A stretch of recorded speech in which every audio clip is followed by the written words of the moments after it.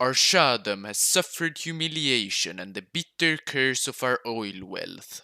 During the Russian Civil War, several nationalistic factions rolled over the western part of our country, forming rebel states like Kurdistan and Assyria. Our oil, who would bring wealth to our nation, has turned us into mere slaves to the Anglo-Persian Oil Company, and our debt to the UK is chaining our nation. The Shah has tried grand reforms to rescue us, but they haven't been as successful as he wished. We have been forced to take even more debts to pay for further modernization policy. And the APOC, the Anglo-Persian Oil Company, has forced us to expand our concessions so they can exploit the massive new oil deposit almost for themselves. This will not be popular among the population, and to exploit these deposits we will have to send several of our workers, angering the population even more. Then an incident happened in the city of Ilam. An onion merchant and an Englishman got into a fight over the price of his onions. While both blamed each other, the incident was used by socialist elements to spark major protests that grew into full-out riots embroiling half of our nation.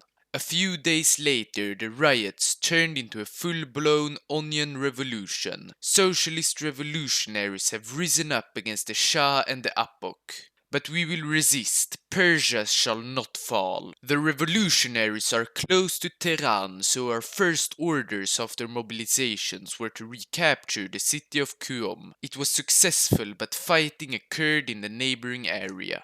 The rebels are mostly in western Iran, but the state of Khorasan did also rise up, so we sent over our Cossack brigade to hopefully clean it up.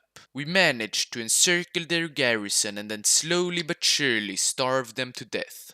On the other front, we are nearly outnumbered 2-1. Luckily, we mustered up 2 more divisions full of loyalists that will help us. One will be sent to the south to guard against a growing number of rebels, while the other will cut off northern Iran. It went great and we could march into Tabriz with only minor civilian resistance.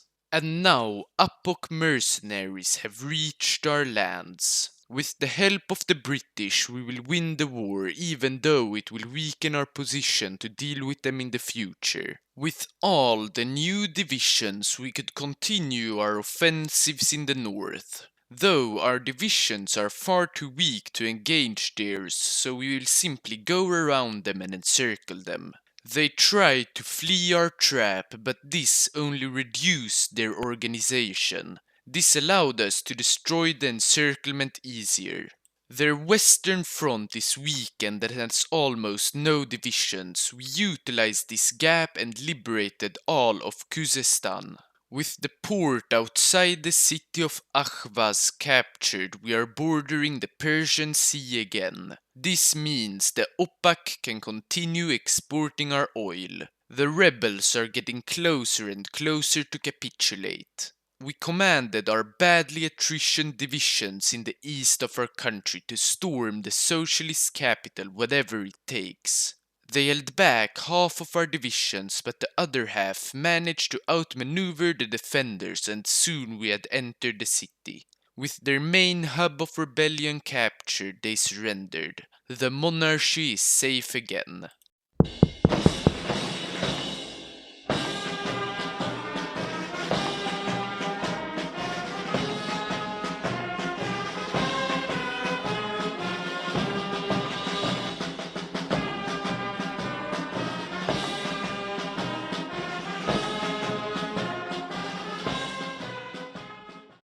The Shah has proven himself incapable of protecting our assets and maintaining the most basic rule of law in the country. No longer will he restrict our expansions.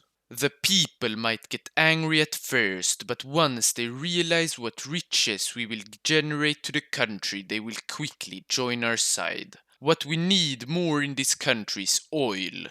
We will expand our oil industries in southern Persia, but we will need a lot of workers for that.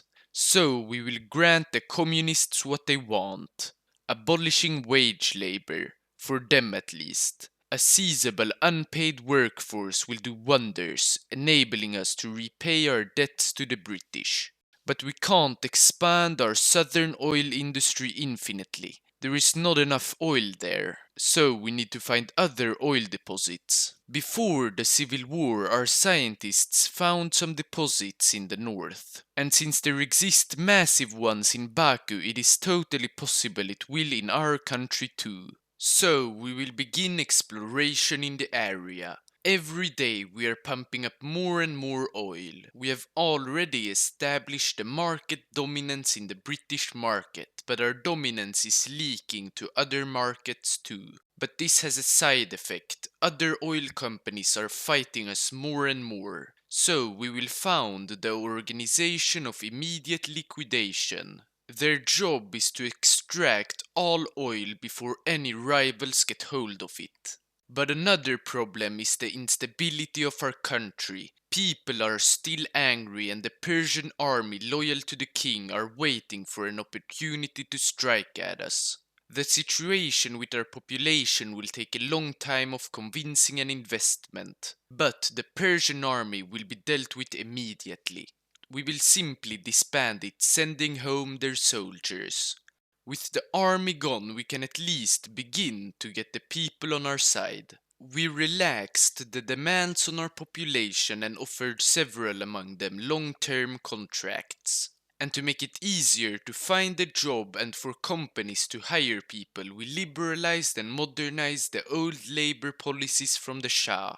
We will also begin reforming our economy as a whole, turning it from what can only be seen as a feudal system to a free market economy. But only because we turn away from the past doesn't mean we can learn from it. Centuries ago, the Roman perfected the art of managing populations. We will copy them and provide the hungry with bread and the bored with circuses. We also copied the old Indian civil services and put it into our society. But a more direct way of making people loyal is through education.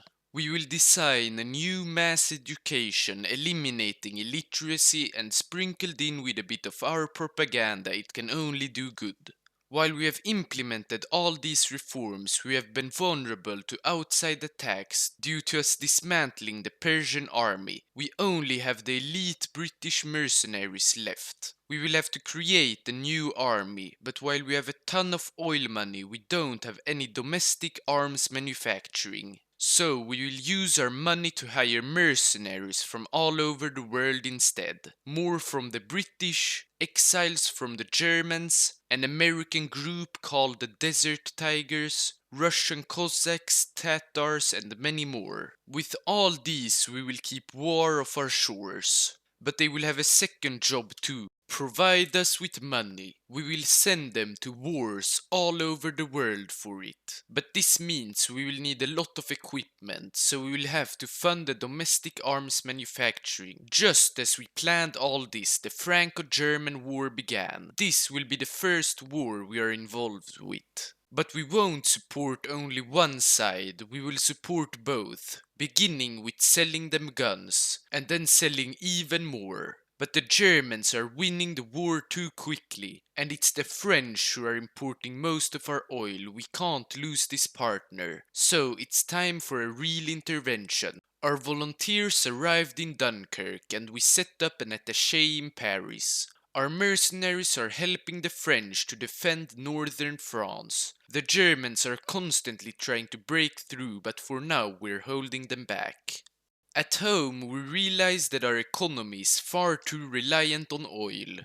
If some other nation finds a ton of oil, the prices would go down and we would lie in ruins. So we began diversification. Right then, the terrible news arrived from our volunteers. The Germans are beginning to push us back and it hasn't gone good for our mercenaries. So we will send them back home. Right now our mercenaries are mostly infantry with a bit of artillery. We need to upgrade this a lot if we want people to actually think about buying them. In the meantime, we began pushing for oil sales even more. We will sell to whoever can pay, to Europe, to America, to Asia. But for all these new oil sales we will need more oil. So we will ask the British for a complete Gulf monopoly. They denied. So we will have to make a more radical plan. We will liberate the Baku fields. Our divisions have already begun to be upgraded. We are ready. The Caucasus army is 2 times smaller than ours, but they have strong allies, the Intermarium. Our plan is to quickly defeat Caucasus before their allies arrive. And what's great about this is that they have no defenses against us since they are planning to attack the Russians. So we striked. As there were no defenders, we quickly arrived in Baku. We immediately started building railways to the city for extra supply. Our divisions continued and we managed to capture Yerevan, Kars and Erzurum. Trabzon was open and free to capture, but 4 Belarusian divisions had already landed in Batum. Our supply is low all over the front as we have to convert railways, but we have to continue before the bulk of their army arrives. We managed to encircle 2 of their divisions, but even though Tiflis was open a few times, we couldn't capture it. One of the encircled divisions managed to flee and instead they encircled and destroyed one of ours. At least the front is slowly stabilizing, but the quick victory we wanted hasn't been achieved. And any push will be difficult since they have a ton of air power. We will have to attack their airports. But as we began attacking it, the Intermarium launched a huge offensive, winning in almost every battle. We can't win this war alone, we have overestimated our enemies. We will send a desperate message to the world for help against the crazy accelerationists. While we waited, we had to retreat from western Caucasus and Baku to not risk a huge encirclement. And then our call was answered by none other than the Russians. Their militaristic leader had for a long time searched for an opportunity to reclaim Russian territory, especially Tsaritsyn.